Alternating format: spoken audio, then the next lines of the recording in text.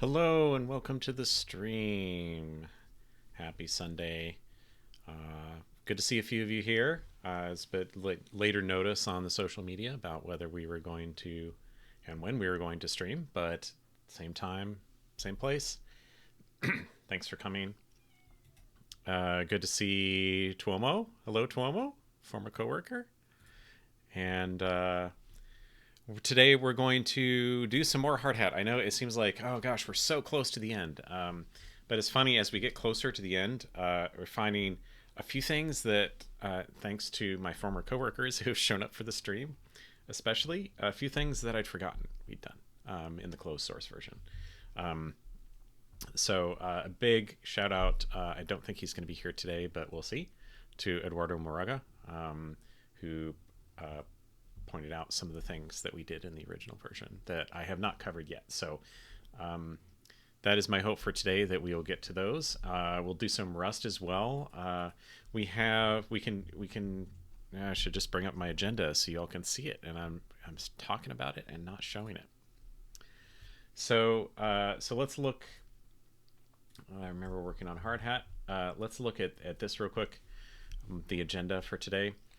One thing that the original Hardhat did, and it'll make more sense when we get to it, what I mean by this, is that when you overrode some of the options for the Tesla middleware, you didn't have to specify all of them. Yeah, let's go. Welcome, Alchemist. And anyway, so what we want to do is provide the stubs that you can override, but have them return nothing. So when I say nothing, I mean like it needs to be an empty list or an empty map. And then we will take rather than delegating to the defaults module, we'll take the implementation of the default module and merge them with the user specified version. So that way you don't have to override everything. And I think it'll clean up some of the documentation as well, which is nice. One thing I realized, I was just flipping through the code last night going, what am I going to do today? We have an error. I say it's an error. It's maybe not an error, but it's a problem. The retry configuration will retry when it's a post. And we know that, like, unless the user explicitly overrides that, you shouldn't retry a post because they're not idempotent. Get, put, delete options, those can be retried without a potential side effect that was unintended. But we should not retry when we are submitting a post request. So we'll fix that. The other thing I remembered was that if you're setting this up to use external APIs, you probably, and I think I mentioned this in a previous stream, you probably don't want to propagate your trace headers to that external API. So if you're like calling, I don't know, Okta, or you're calling a Stripe, which is the example I always use, or any of these other third-party software as a service APIs, you probably don't want to send your traces to them. They're going to have their own tracing. It's probably going to be ignored, and it's just a potential leakage of information you don't need to do. So we'll figure out how to disable that. I was just looking at that. You probably saw when I flipped. Not hard. And then another thing that Eduardo mentioned, I'm a little bit on the fence on. We may make it possible, but highly discourage it. There should be an option to turn off circuit breakers entirely. So far, we have the choice between fuse and regulator for these sorts of concurrency limiting and like pull the fire alarm type of situations. But if you really, really don't want it, and you don't want to have a workaround where your should melt or should regulate function always returns false, which is kind of a hack, it's probably okay, but you're still going through that middleware. So let's go ahead and provide that option. I think I'm going to remove the question mark from this, and then just say it's discouraged. And then we still have a lot of README to do. There's at least 3 sections plus some polish and removing to-dos from the document. So I don't know that we'll get finished so we can say, hey, this is the absolute 1.0 release today, but we'll get really close, and we'll get these rough edges polished off. I do, like you last 2 or 3 times, I do want to have some time for Rust topics, and let's expand that. So we can continue on our data log project. I think it would be really fun to parse data log programs and turn them into our structs. That'll make a lot of things easier, and it'll be kind of fun. There's a great parser combinator library in Rust called nom. Great name for a library. And the idea of nom is that you should be able to do, incremental parsing. And what I mean by that is like you do it byte by byte or in small chunks rather than trying to do a top down parser. Anyway, it's basically parser combinators. Yes, that is a good question. Hardhat is a Tesla wrapper, and welcome to the stream. Thank you. I have used Tesla over the years. I've contributed to it partly my time at this job where I'm recreating this tool we made internally.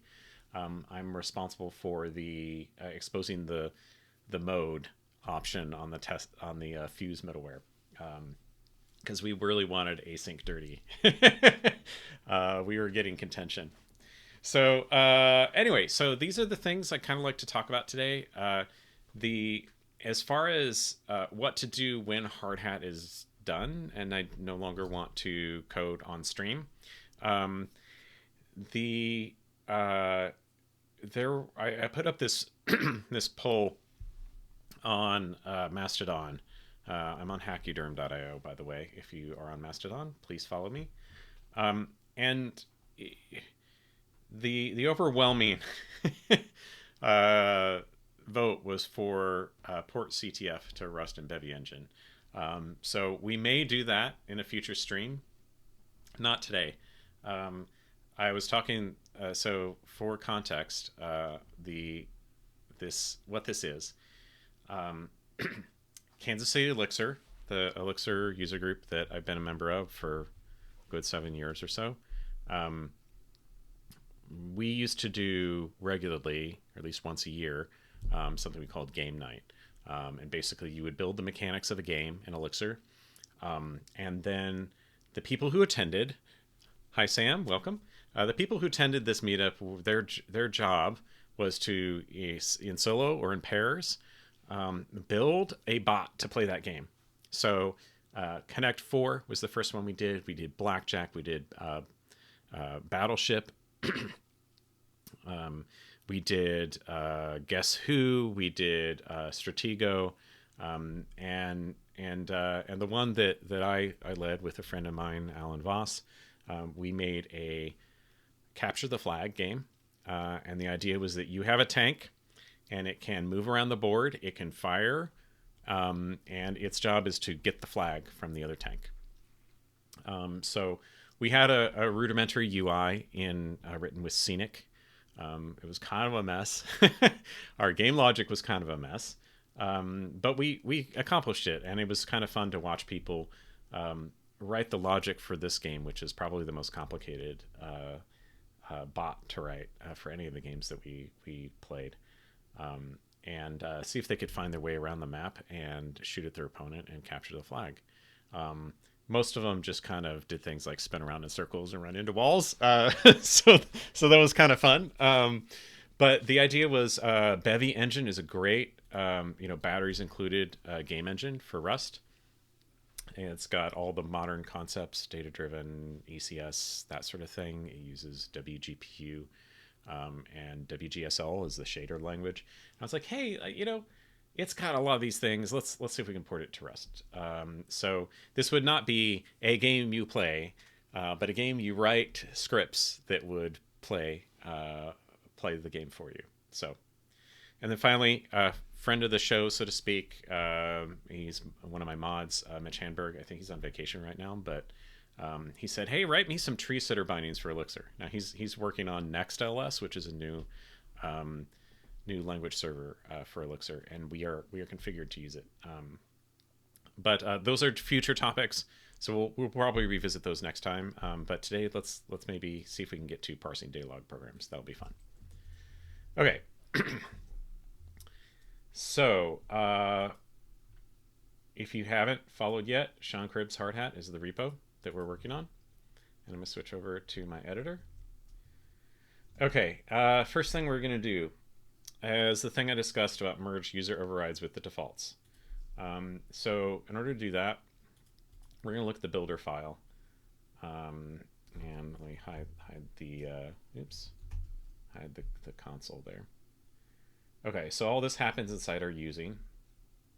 At some point I might want to break this out into multiple functions that build up the macro, but maybe we can just do that later as a cleanup thing.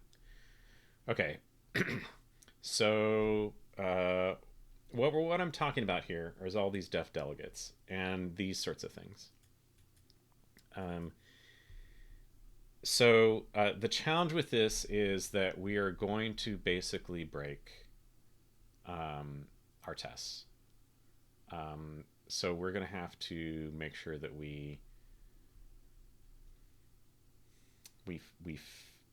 well, maybe we won't break our tests, but we'll have to revisit them and make sure that they look correct. Because I think in one of them, we actually did something like, hey, call the defaults and then merge that with something that we're setting. And we want to get rid of that. The user should not care about merging the defaults. It should just happen.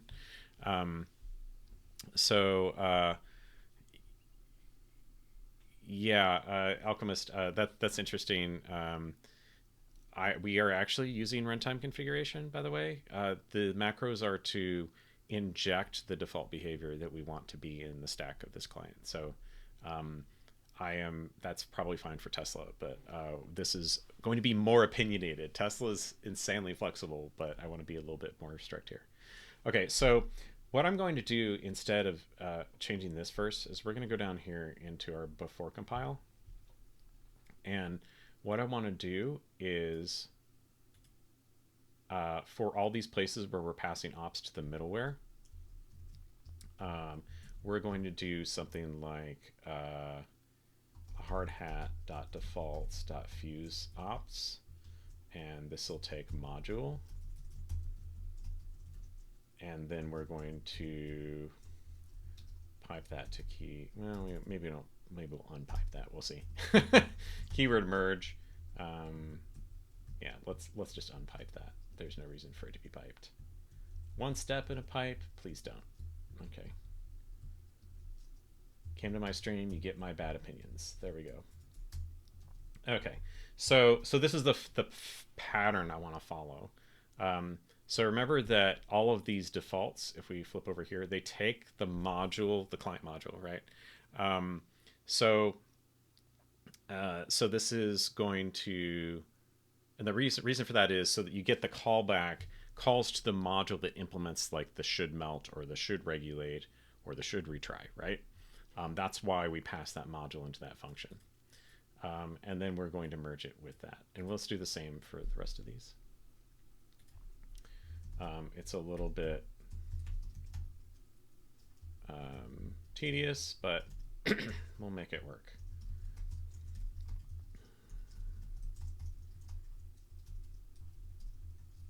Okay. Technically, at this point, we probably don't need that. But one thing that I have learned over time with, if you ever have hot code reloading, you will want to make a call to the foreign module. That will make sure that when it's in that transition period that you start calling the new module. So it's not necessarily relevant for this, but if you're using hot code reloading, that is a gotcha. So if you're ever calling a local function that is exported, you should definitely call it with the module prefix. Okay, keyword, we're going to do the same down here on all these. This is really tedious, but we're going to make it happen. Hardhat.defaults.deadline. And this one I don't think takes it because it doesn't have a callback in the definition. So we'll just do this. And same here with retry. Merge. I'm going to say, and this is again where we need to pass the module on this one because it has the should retry callback.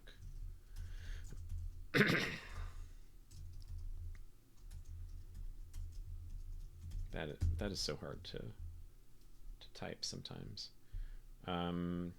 Okay, and these didn't have any. Why are you not identifying here? Let's do that. Macros. Let's get an extra line there. Oh, that's why I don't have the extra parenthesis. And I think I'm missing it here too. Let's get consistent here. Like that. Okay, now we will, on that other task, what's wrong here? Syntax error. I either have one too many or one too few. It might be above. Let's see. Okay, so that one matches that one. That one matches that one. We're fine. It's probably up here.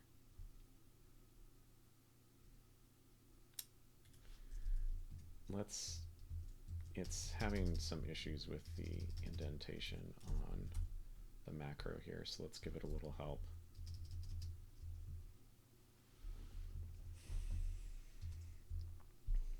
And see if we can find what the problem is.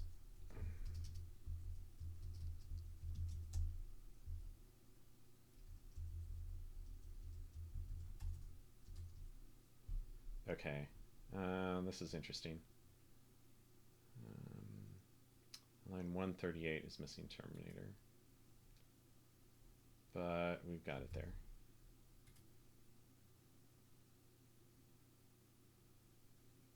Oh, the open parenthesis on line 138.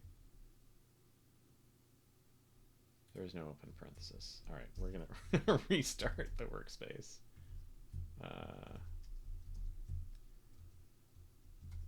Start. And oh, there's a new option for restarting the language server. Maybe I'll try that next time. Yeah. Okay. So there are no errors anymore. Okay. Cool. Yeah, Sam, that's very, very clever of you. I wonder what all this repetition is crying out for. A macro is what you're trying to say. We can potentially do that later. Okay, so that covers all the ones that we want.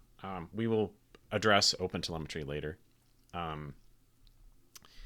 Yeah, yo dog, I got macros in your macros, so you can write code while you write code. Okay. Right. So now these we need to change all these def delegates, right? And I kind of actually wish the pool options didn't do that, but I don't actually know what we need that for. I guess we'll leave it. So let's, instead of this, well, now we haven't done it here, right?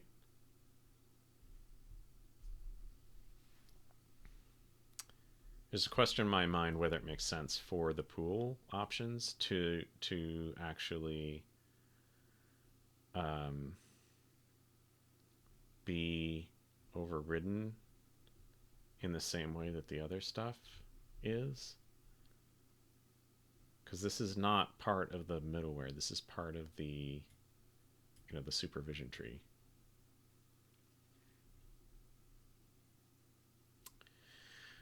All right.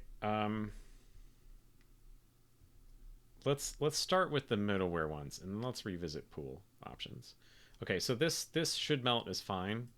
That doesn't require that doesn't provide options to middleware. That is part of an option. This one, we're going to remove the def delegate and just do, hey, the default is empty, and merged with the defaults, you'll get the same as the defaults. Should retry also. And here's where we need to really make the change. We're not calling this anymore. We're just going to return empty. And same for fuse. And same for regulator. And I think that will cover it. Let's run our tests real quick. I think things are going to break. We'll see. Yay! Breakage! Okay. I have a typo. Hardhat.default. So that's probably... Yep, there's a typo. Okay.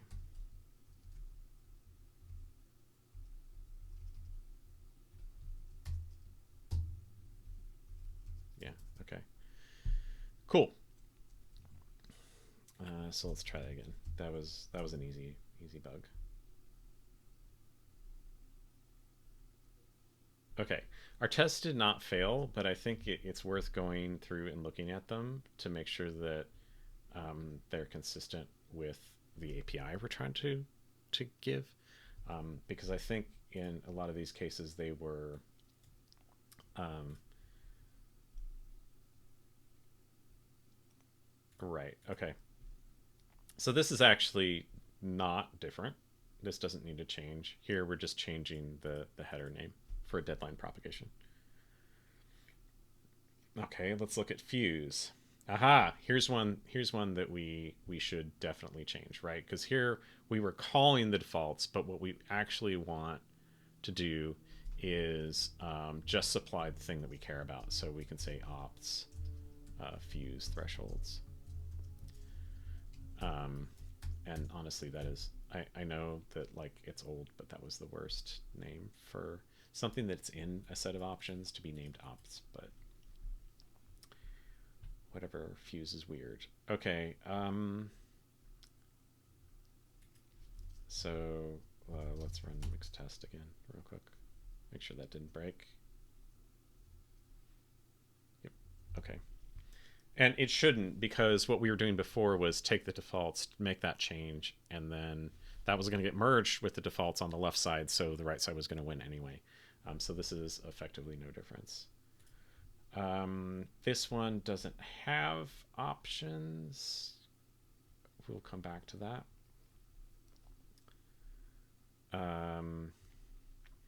Yeah, and that was we'll make a test in there for when we get rid of the, or when we put in the option for not having any propagation. We will, because here we were checking at one point, I think, that it added propagation. No, it's just spans. Just spans. Okay. Let's look path params. We don't have any options on that. Regulator. Okay. We didn't override anything. But let's see if there's anything down here related to that.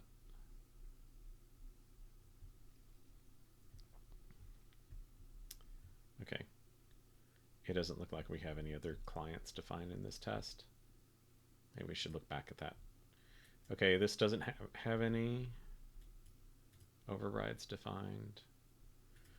Okay, telemetry doesn't have any. And timeout. Timeout has this, but we don't have defaults defined, so you have to define them yourself. And I think that's probably, that doesn't need to change. Let's look at the top level test, see if there's anything in here. Nope. Okay. Let's look at our diff real quick.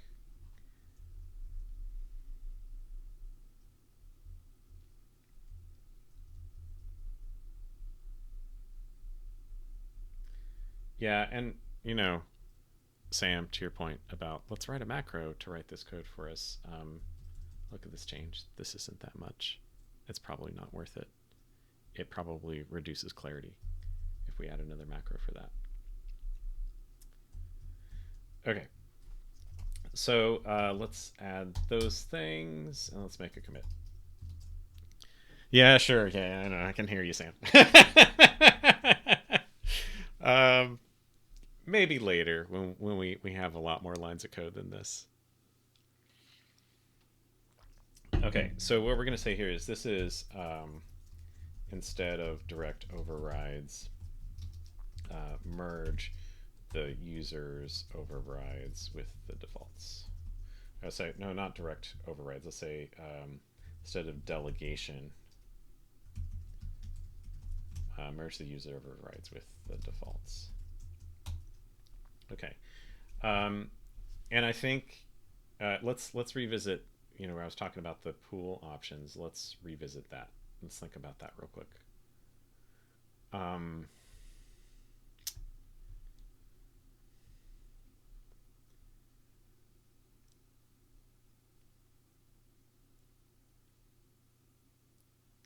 Yeah, one thing I need to go look at here. This needs to be a map. And because that's what Finch expects. And I think that the correct behavior here is to do, there's no deep merge, right? But we could say map merge overrides. And let's real quick look at the documentation on that, because oops, let me get this over here where you all can see it. Okay, all keys in map 2 will be added to map 1, overriding the existence. Yeah, so the only reason we might want to do merge 3 is to have a deep merge.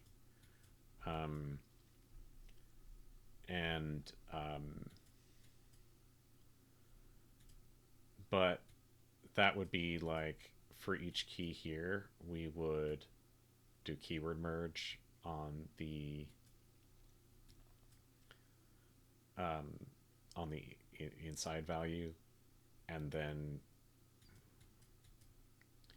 yeah. Okay, so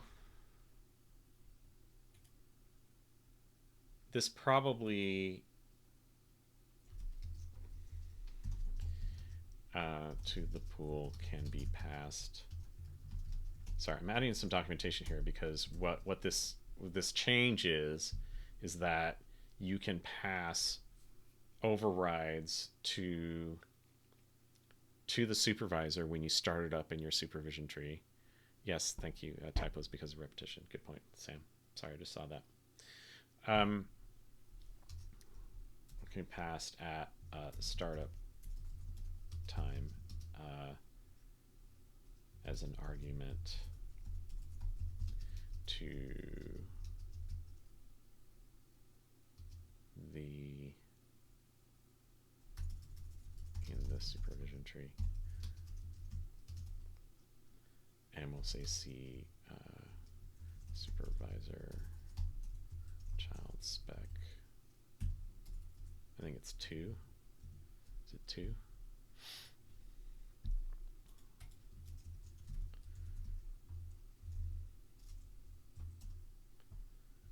Great, it's 2. Okay.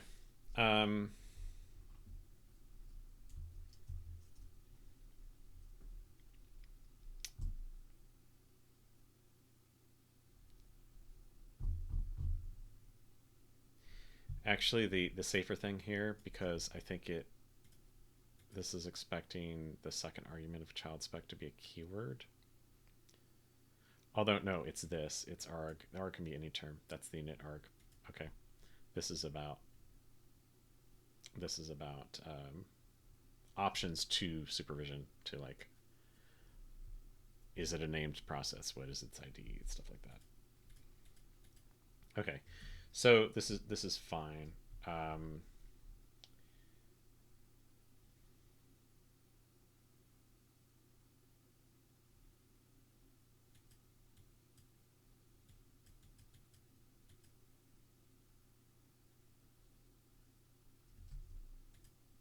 There's a question in my mind. We've named everything else opts, and this is options.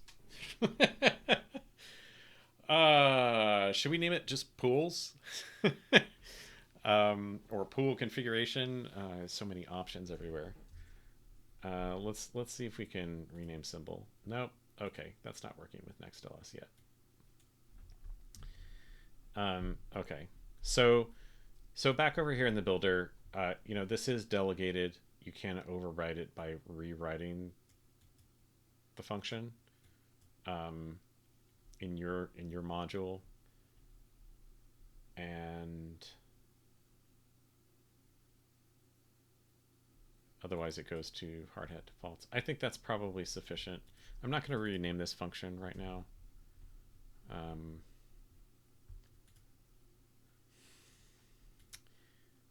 You know what? No, I take that back. We're going to call it pool configuration, and at least then it's clear that this is not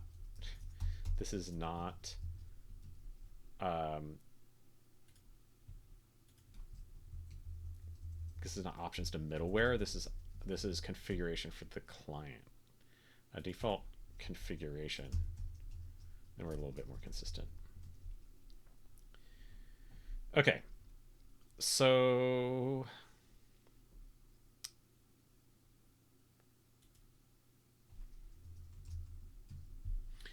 okay.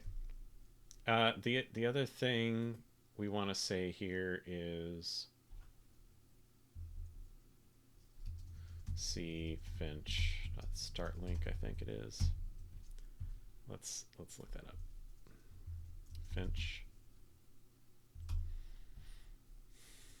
start link 1. Okay. Start link 1 for more details. Okay.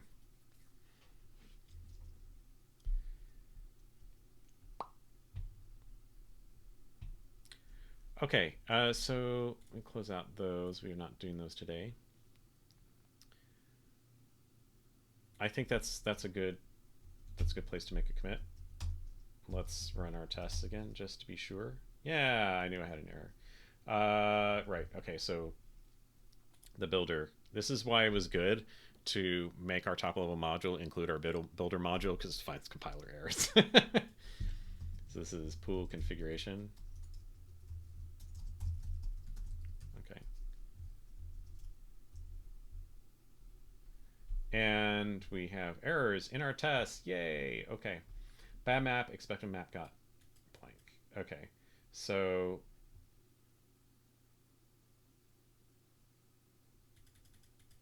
oh, right. So what's happening here is that we're expecting this to be a map, but we could say this is enum. We say enum collect. I want to see where this is failing first of all. Let's look at that. So for example, let's just pick the retry test, line 10. It's in the setup. Right, so we're saying start supervised without any additional options, and so it defaults to an empty list being passed. So we probably need to either ignore those overrides here, or we need to make sure that they are a map.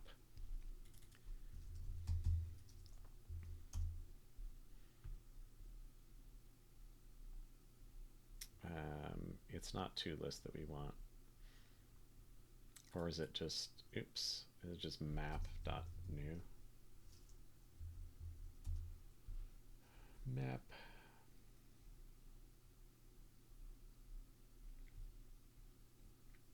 Sorry, my Elixir knowledge being rusty. Okay, so map new takes any enumerable, right? So new. And then that'll ensure that even if it passes a list. Now maybe we should put a guard on here.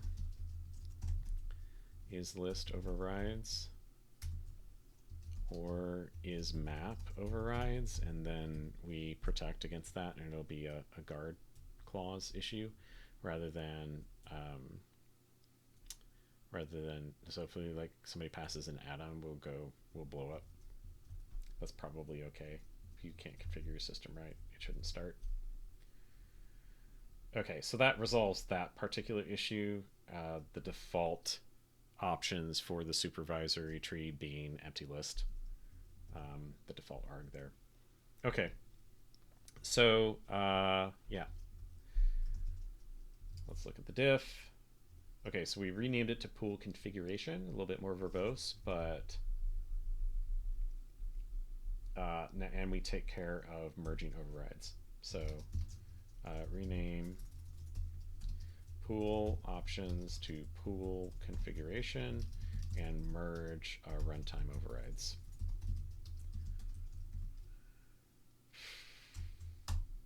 Helps if I add them. Okay. Let's look at our to-do list. So we merged user overrides with defaults on important options functions. Okay, so we've kind of handled that. Not bad for a good 25 minutes. Okay, so let's look at this should be a really simple fix, but we'll want to write a test for it. So let's write the test for it. And so we're going to say test does not retry on post requests, right?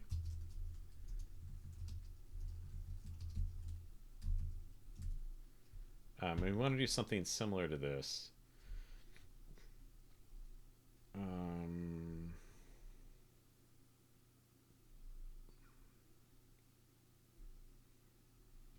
Right, does not retry. So maybe it's actually, let's move it up. It's more similar to the fuse one. When the fuse is blown, you don't want to retry. Does not retry when the fuse is blown. Does not retry in post request. So we'll do something similar to this. Bypass.stub. Bypass. Oops. Get, and it's going to be post, right?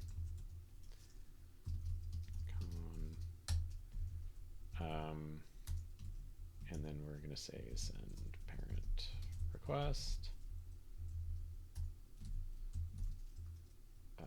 plug.com.respond. And what we want to do is trigger it with,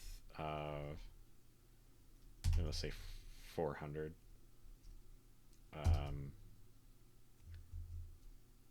That would be, no, let's say 500. Oops. And what we want to do is say assert okay test client dot post localhost bypass dot port, and then we need to give it a body. Boom. Okay, and then we're going to say assert receive request, right? Because it called it once. We want it to call it once. Let's go ahead and match out the env here. That's not strictly necessary, but let's say, let's do status is 500, right? And then we want to refute receive. So we want to make sure that there's no other requests that we are getting, right? Because we were saying that this bypass server, HTTP server, will send this process the message request, but we don't want it to retry on post, right? But if it got 500, this should fail, right? There should be additional messages in the box that say request, because we haven't fixed this yet. So I want us to make sure that we write this test first. And we should fail. Yeah. Okay. Unexpectedly received message request. Okay. So, yep. And this could be stub. It could be, we could change it to like the expect once. That would be another way to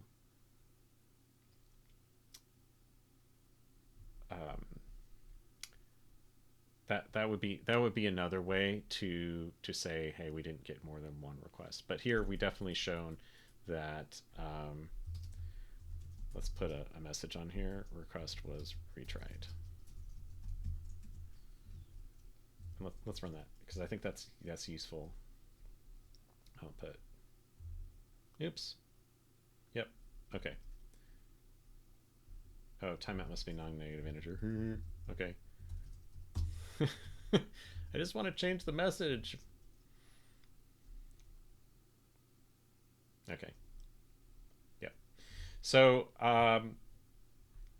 okay, so now that we have addressed the problem with a test, let's go and um, fix the defaults.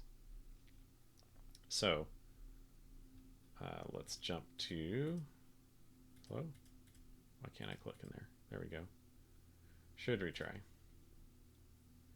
Okay, so here we're saying it can retry on 429s or status, but what we want to say is let's put parens around that. umd.method not equal to post.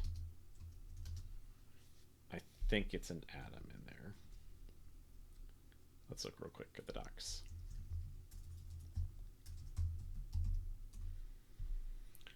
Yep, it's an atom. So method, etc. Okay, so we don't, and I think that's the only unsafe method we need to be concerned with. The rest of them are idempotent. Patch is questionable, but I think we definitely want to make sure post, because post is like, hey, I'm throwing it at the server, and you do whatever. You may have side effects, may not, but I can't tell. Okay.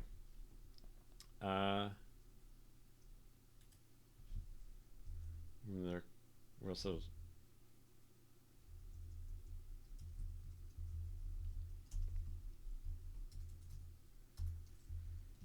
the case where a circuit breaker is triggered, or the request method was post. Requests will not be retried. We can get some line wrapping here. Okay.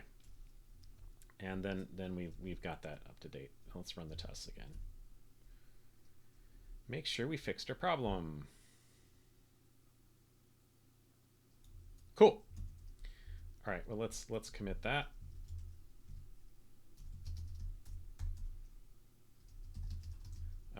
Do not retry post requests. Failed post requests.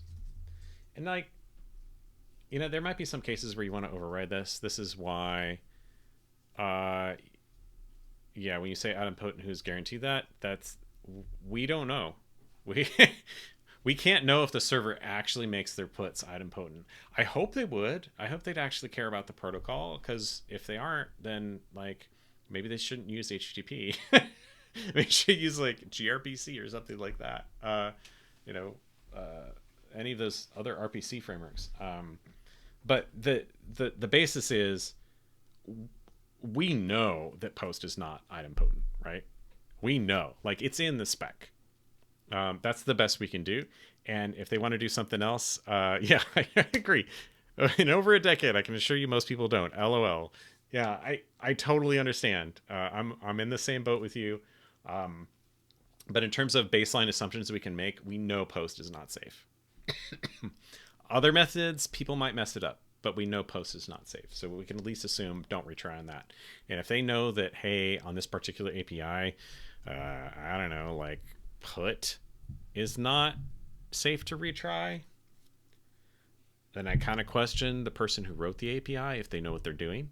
On the other hand, maybe it's okay that they just go, well, we can't change that API. We're only a consumer of it.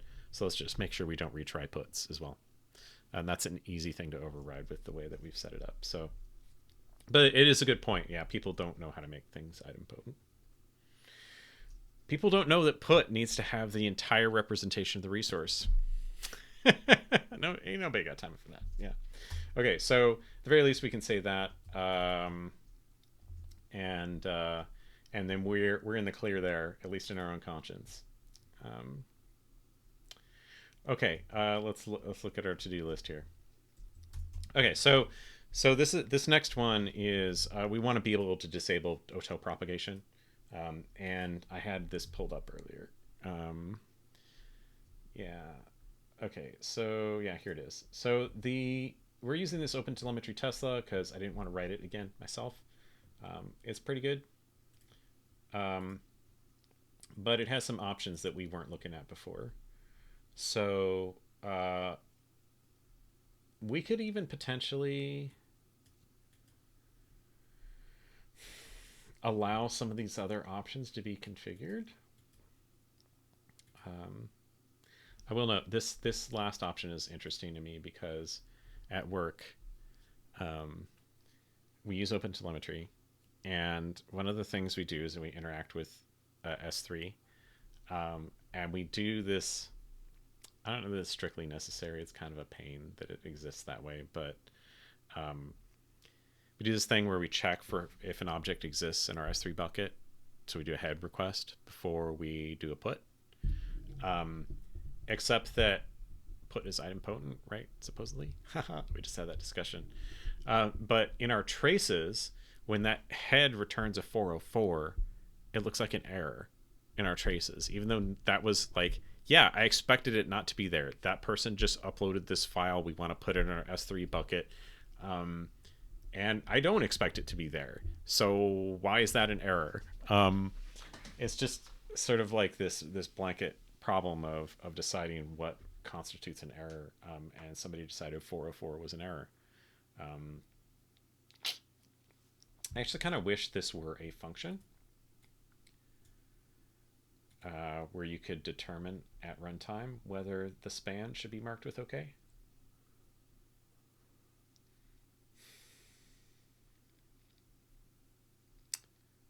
Let's look real quick. Yeah, and this is just... Oops. Don't show me your symbols, GitHub. Okay.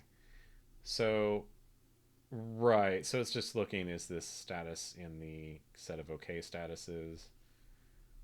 I would actually prefer to mark the error statuses. We're not going to mess with that right now. I'm not going to provide any defaults for that. That's not cool.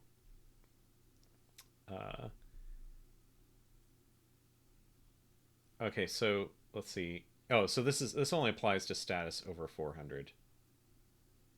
Right. So like you could basically, if you wanted to, you could say 404 is okay, 410 is okay. 410 being gone, not very often used, but right. Okay. So yeah, so they're treating the too many redirects as an error.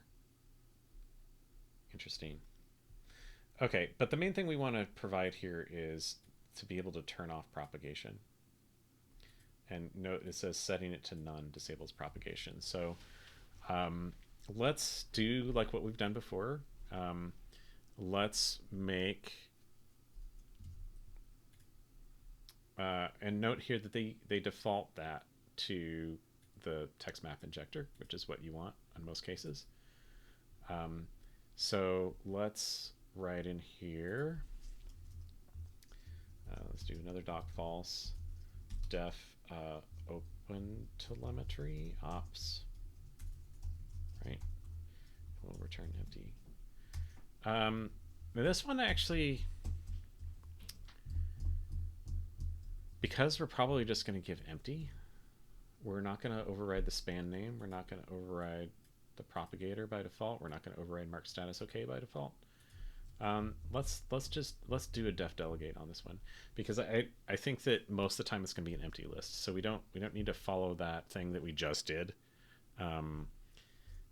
So let's def delegate open telemetry, and then we'll just document what they are.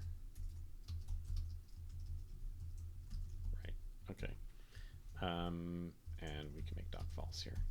And then let's go, this is not going to compile, right? So that's undefined or private. Let's go in here.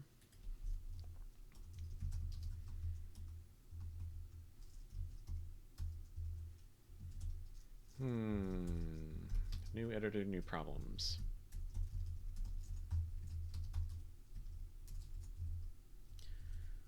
Okay, and this is not that useful, but let's say default options, if I can type, to the open telemetry middleware. And let's look at some of the, yeah, so let's actually do,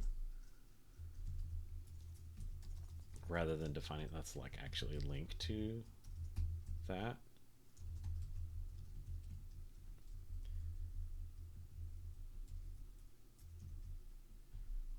Let's make this as similar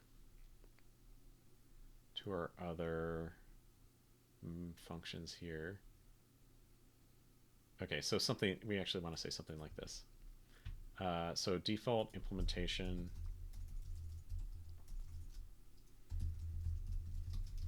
the options to which is included.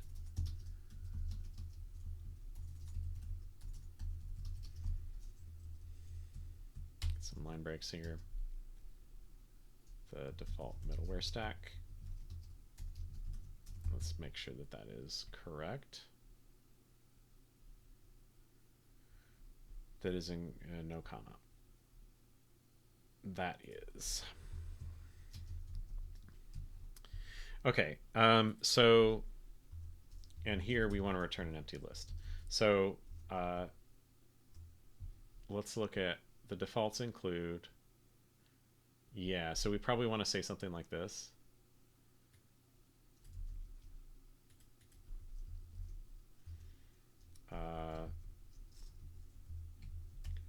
I also want to say, let's say we do not override any of the defaults from the middleware itself, but this function exists to be overridden in your client. And that's a little bit verbose, right? I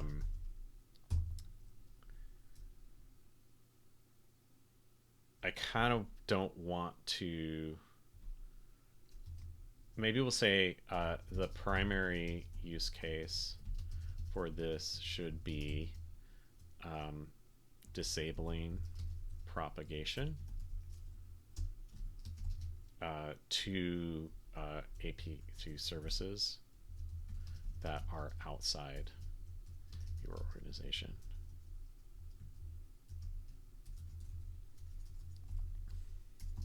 Which can be achieved with the option propagator none. Let's put that in a list so it looks like an actual thing you could use.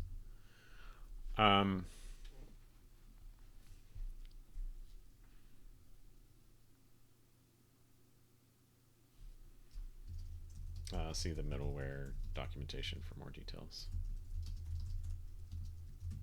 It's probably, again, verbose. But we link to it up here.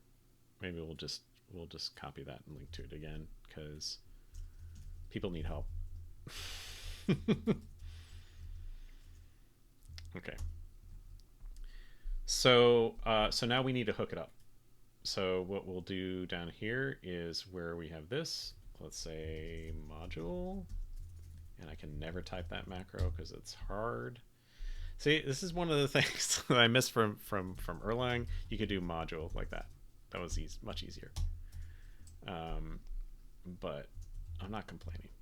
Elixir's good. Okay.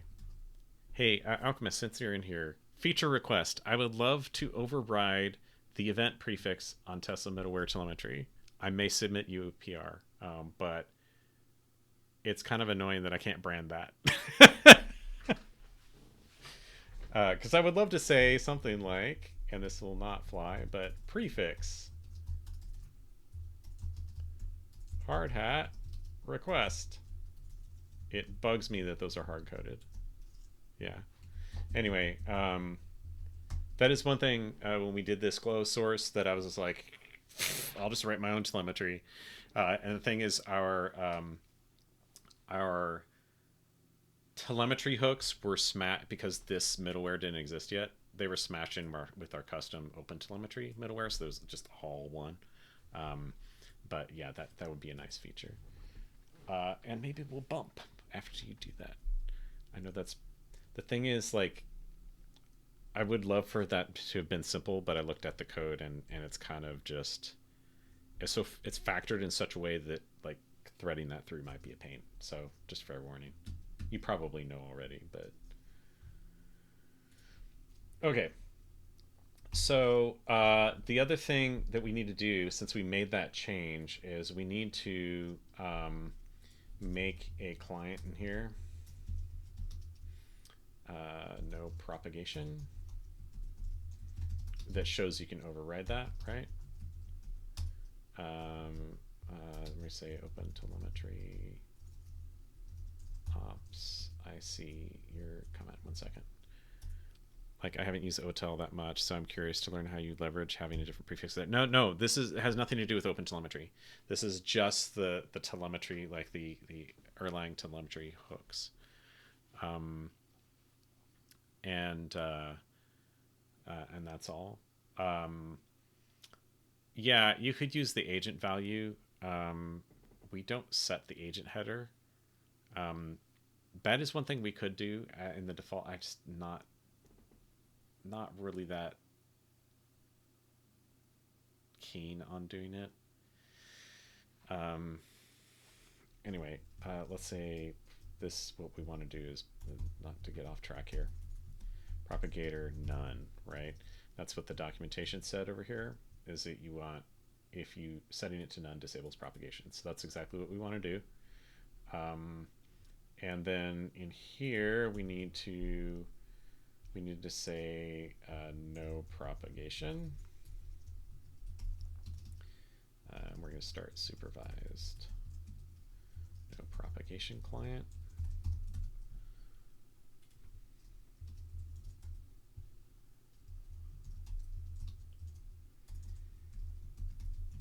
Okay. So then we can go down here and say does not send propagation headers when disabled. And this is something that's like, oh yeah, well the middleware does that automatically, but I just want to say like where are we involved? We have that options method, that options function where you can specify this. We need to make sure that we are not so client that we are not sending it, or that we are setting the options on the middleware. This is just like keeping making sure that we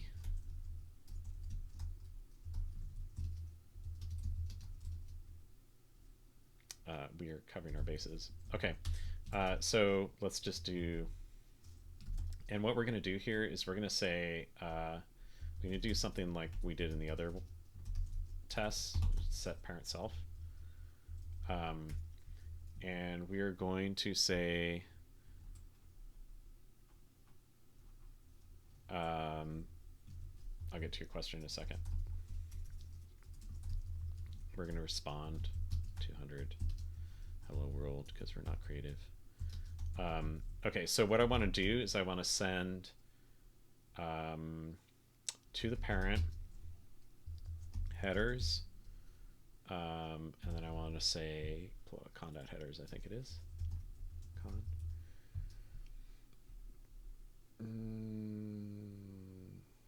Headers are not fetchable, so they're direct. They're just listed binaries, right? Okay, con.headers. Okay, so then we're gonna go assert okay, and to be honest, it's probably in the EMD, but that would actually be the response headers, right? So okay, we're gonna say no propagation. Oh, we don't need that pool. We just need this because it's supervised. Cool.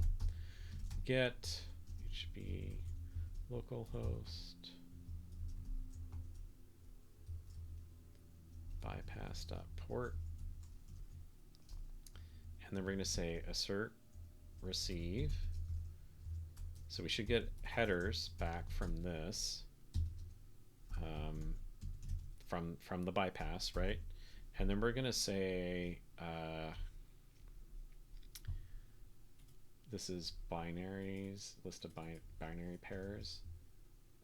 So we're going to go list key find.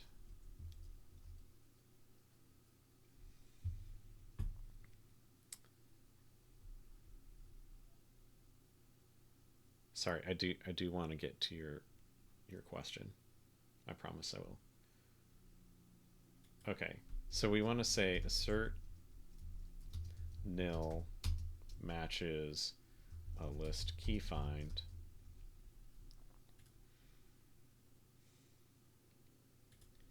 headers. The key is trace parent. So that should be sufficient, right? And position 0. That should be sufficient to say it did not propagate. It did not propagate that header, right? Okay, so we'll run the test in a second. Question again, just trying to understand, how does having such a configuration help you per se? It's more a matter of the operator, and this could even be something that we would provide as an options function, but like the person who's using this being able to say, I want to differentiate these telemetry hooks in such a way that maybe on client A, I want it to say something like Stripe request, and client B, I want it to say Google request, and like that's something that we should be able to give them, and they won't all be Tesla request. And I know that's probably like a nitpick thing, but that's just how I would use the telemetry hooks, is being able to configure them that way. But the default middleware just says Tesla request on everything, even if you're using Tesla in lots of different clients. So that's my opinion. If you don't want to change it, it's fine. Like you said, people can use the user agent, they can use the host name to differentiate those things, and it's fine. So that's all.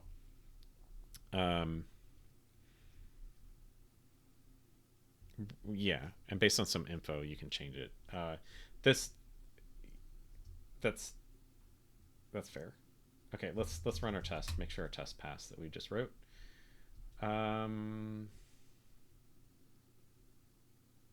Oh, I misspelled it. Typo. Hey, would a macro have helped with that, Sam? So I'm just giving you a hard time. You know I love you, Sam. Okay, so that's interesting. We got connection refused. What did we do wrong down here?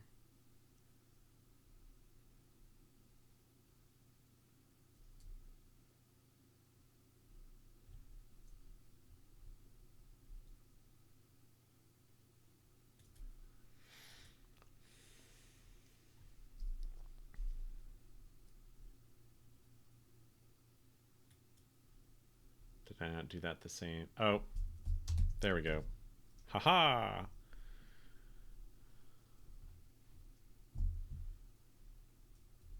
Yeah. So it's a good point, Alchemist. I think that's something that it'll depend on the circumstances and who's using it.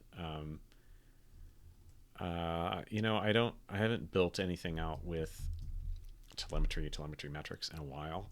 So I know that those SIMs have their own sort of opinions. And often what happens is that, especially with telemetry metrics, it assumes all of your hooks that have the same prefix are going to have the same thing, the same kind of metric. And maybe you want to create a different metric rather than putting another dimension on the same metric. That's a possibility. So it's really a matter of like, where are we putting the complexity? So we'll just leave it, and we can maybe I'll submit a PR and we can debate it on the PR. Okay. So to be fair, you say please gather feedback from your ops people. I'm not working in Elixir in my day job right now. So this is just from memory. If there's some Elixir folks in the stream and you are working Elixir day by day and you have to work with telemetry and open telemetry and all those things, please drop feedback in the chat. Okay, but so removing propagation, that's what we were on. So let's run the test now that I have the interpolation correct. And something blew up there.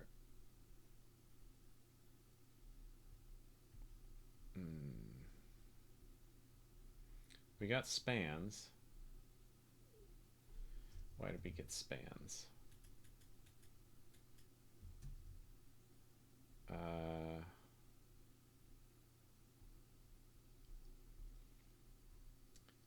Why is this receiving spans?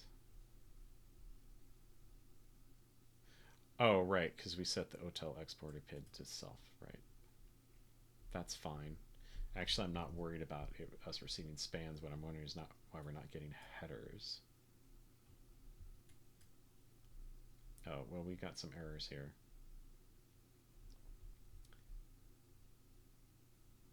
Key headers was not found in plug con. Well, that could be the problem. Request headers, that's what we want. Cool. Okay, maybe that'll fix it.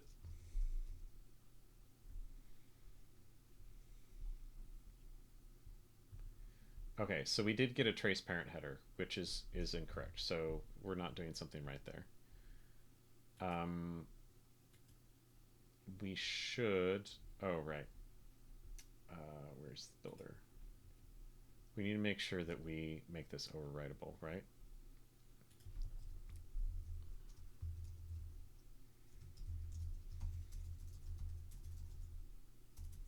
And I spell it right. Yeah.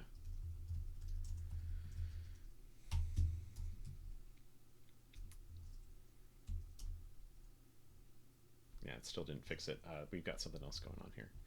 So let's look down here, right? That should be fine.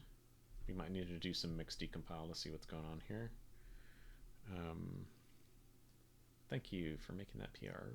I will drop my comments on it later.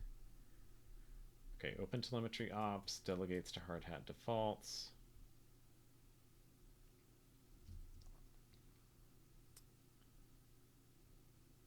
Let's look at defaults. Right, we define that. Public.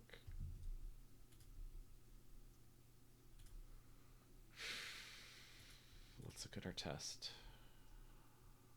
Propagators, none.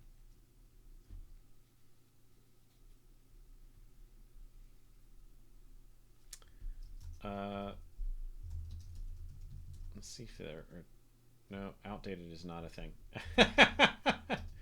Is it depths.outdated? Let's just look. I forget. Been using cargo and PNPM too long at work.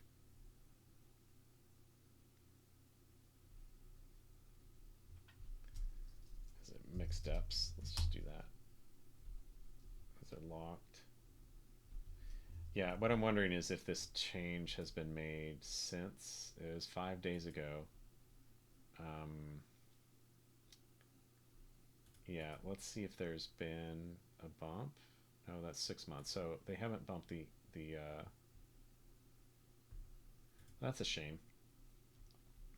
They haven't bumped the hex version in a while. Let's see, 2.2, that was 6 months ago. What's that commit? I want to see how much has happened since. And maybe what we can do is go use the Git version for a while. I kind of don't like doing that, but we might need to. Okay, so history. No, not on that. DDF 0706. So let's look in here at this and look at the history.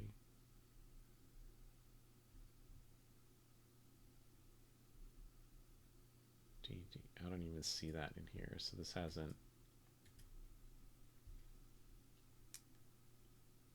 this was...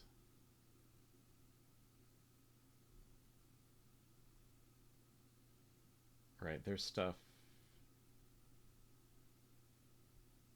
This might have been in there.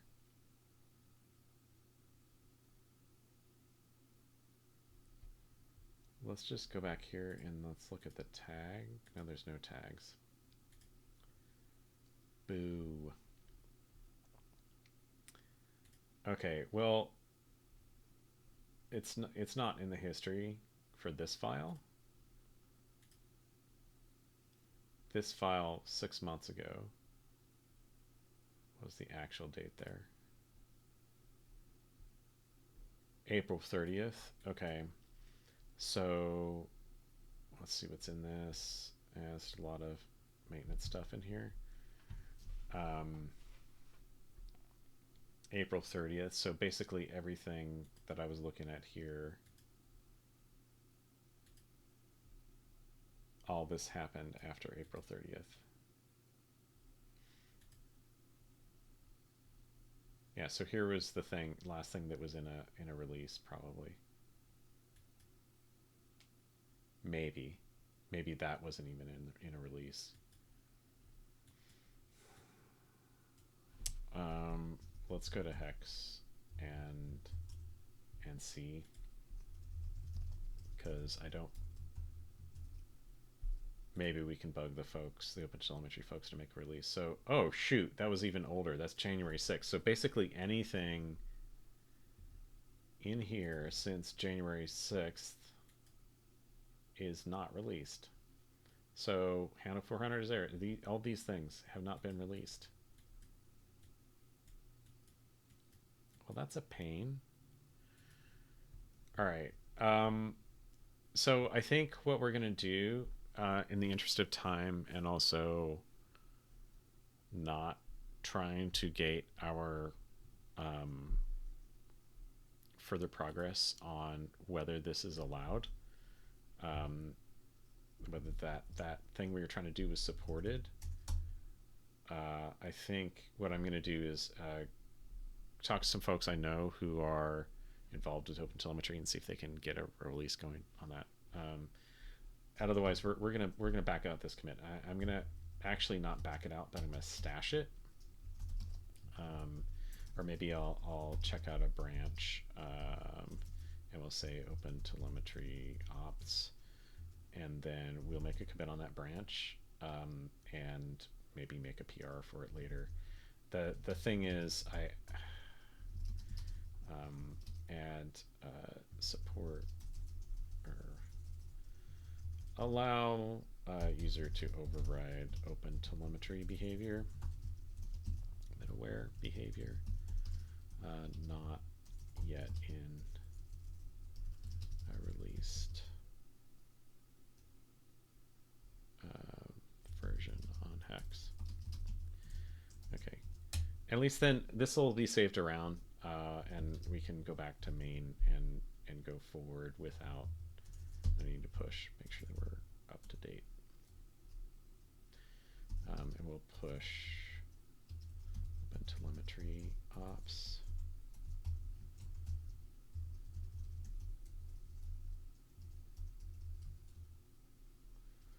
So that branch is up on GitHub. Thank you for that link. Let's have a quick look. Oh, that's Elixir Slack. I'm sorry, I'm not logged into that. I'll look at that privately later. Thank you though, Alchemist. Okay. So let's look at our to-do list, and I kind of want to mark this off, but we'll put a note here. Pushed to a topic branch. OpenTelemetry Tesla has not released recently. Okay. Last thing we're gonna do, and then maybe we will take a break and do some Rust. That'll be fun. Let's put in an option here to disable the circuit breaker, and we'll have to update the docs that we wrote in the README as well. And while I do this with a little bit of reservation, I trust Eduardo. He's a good cat, and he obviously had a use case um, for disallowing uh, uh, fuse or regulator. So what we're going to do is, since we already have this strategy option you can pass to the macro, um, we're going to say we're going to have none as a new option. Okay. And then,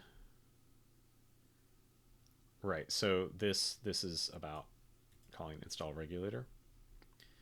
And then down here, we know that we've already validated that option. It's going to be either fuse or regulator or none. And what we'll do there is do an empty quote. And then it will not plug anything in.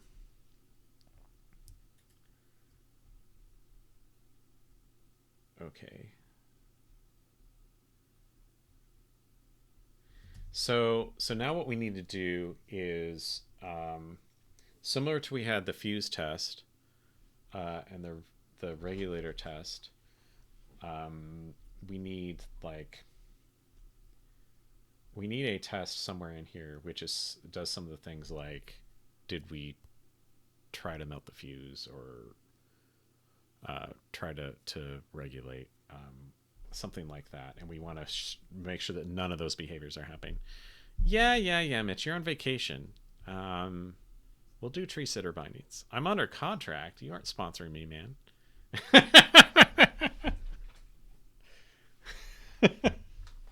Honestly, I should be sponsoring you for next LS. Maybe that's your payment instead of tree sitter bindings. So good question, Alchemist. Tree sitter is a generic parsing framework. Oh, good. My lawn need mowing. Thanks, Mitch. So it's a generic parsing framework. It supports lots of different languages. You can plug in different things. Mitch is using it on NextLS for parsing Elixir. And it'd be nice to be just call that from Elixir directly, right? So one, I did discuss this at the beginning of the stream, Mitch, probably before you came on. That we have that is an option of things we can do. I wasn't going to do it today though, but we could maybe do it next weekend. Okay, so if our strategy for circuit breaking is none, should we say none? Should we say disabled? I don't know. How do people feel about that? Regardless, let's put it in. Let's make a test and put it in the README. So I want to say here. Maybe we'll just put it here. No circuit breaker. I'm tempted to call this client wild and free.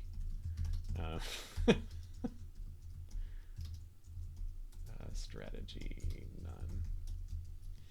At this point, like, strategy doesn't feel so great as a key. Maybe we can revisit that. Okay, so when, and we need to do, we're not going to bother with the bool on this. No circuit breaker.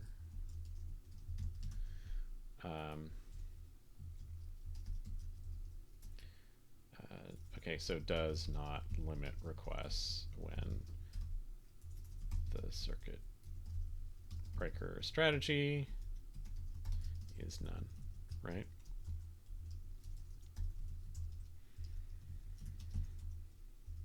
Okay, assuming we have enough time, Mitch, maybe we'll look at it. Let's see. I really want to play with nom though, because that's also fun. Okay, so let's look at the fuse test. And what were we doing here to test that it was limiting things?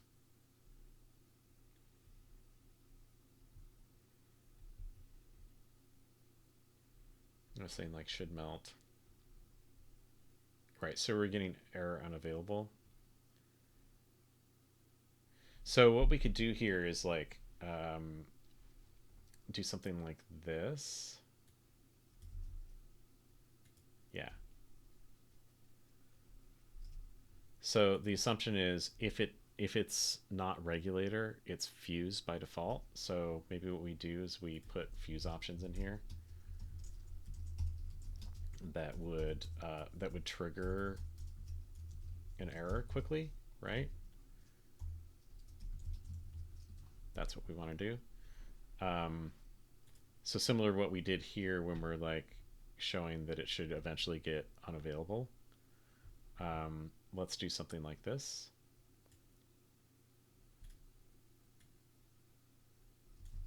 And then we'll switch up the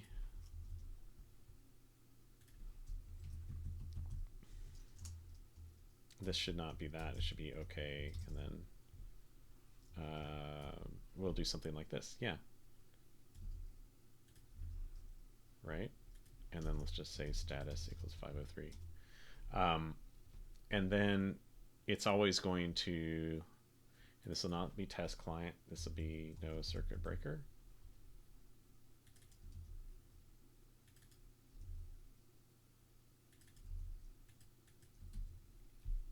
This is not the best place for this test, but since it's not, we're actually removing functionality, we're not testing new functionality. This probably doesn't need its own test. It's more about the builder, which is fine. Okay, let's run that test.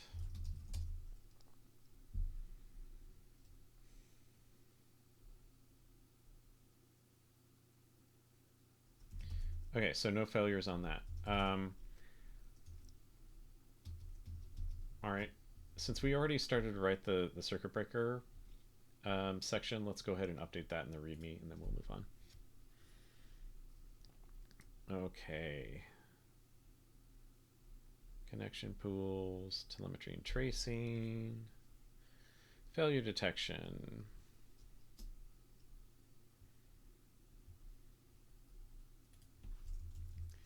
If you absolutely must disable failure detection,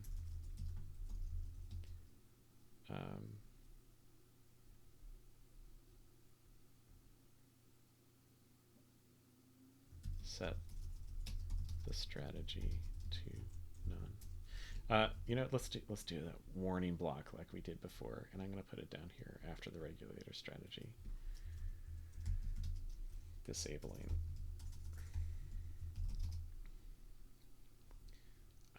failure detection.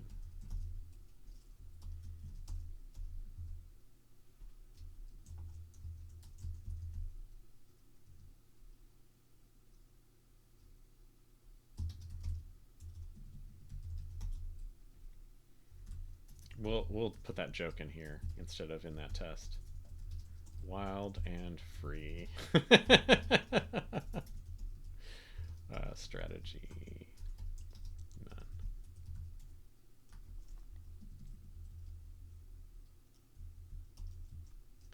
And then the we had down here, yeah, it was something like this. So we'll do take advantage of that. Right, we already did that. Okay. So let's say this is going to be, let's say warning. We're not going to talk about retries.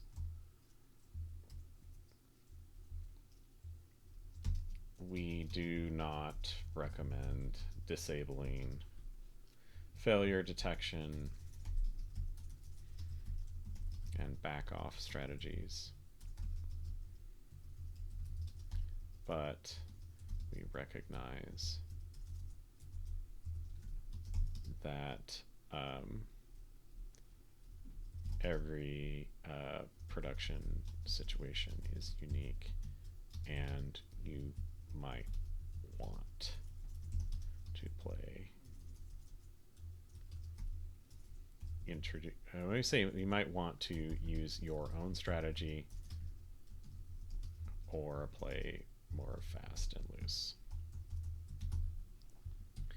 Okay, and we'll run mixed docs in a second, make sure that looks okay. Let's go ahead and do that. Oh yeah. Where did I refer to that? Interesting. We didn't fix that in here. Pool options. Right, okay. So we'll say pool configuration. I didn't fix that.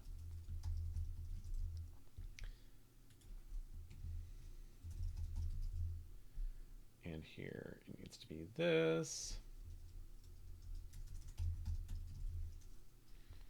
And it defaults to that.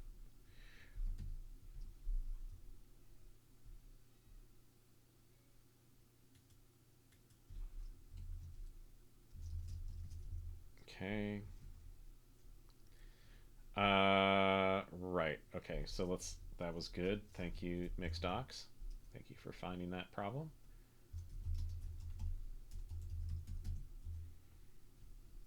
Okay. So if we go down here, and we were looking at failure detection. So we should have gotten a call out box. Yep.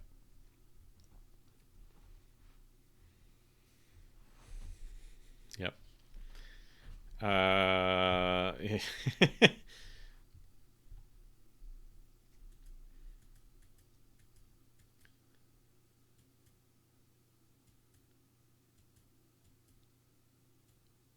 Remember that part, say we do not recommend X because Y.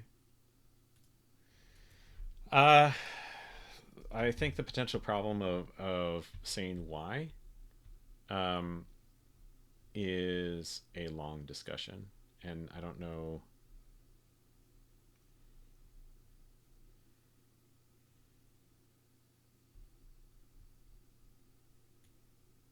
Okay, well, maybe I don't put that caveat. I say um, because say why do we actually want them is probably more important, right? Um,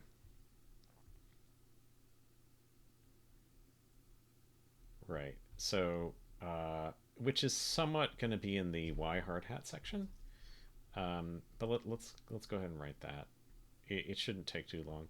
Okay, we do not recommend disabling future failure detection backup strategies because they open you up to encountering cascading failure and slowdown in when the target service is encountering issues. Target service or network is encountering issues. Okay, so that's probably the shortest I could write about why you would do not want to turn that off. And I think that I'm going to put this at the top of this section.